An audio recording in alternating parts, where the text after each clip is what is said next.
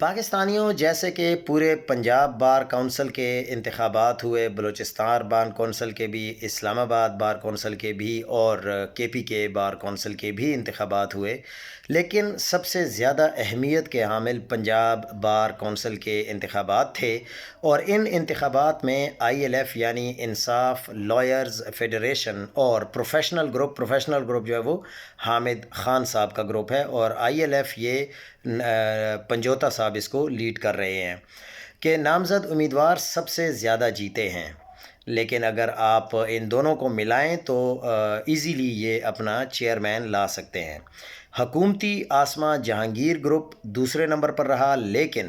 اب مسئلہ یہ آ رہا ہے کہ آزاد امیدواروں کو زور زبردستی، لالچ کے ذریعے، پیسوں کے ذریعے اور دھونس کے ذریعے، دھاندلی کے ذریعے ساتھ ملا کر پنجاب بار کونسل ہاتھ میں کرنے کی ضرور کوشش کی جائے گی، کیونکہ آزاد امیدوار بھی جیتے ہیں، اور اگر آزاد امیدوار سارے مل کر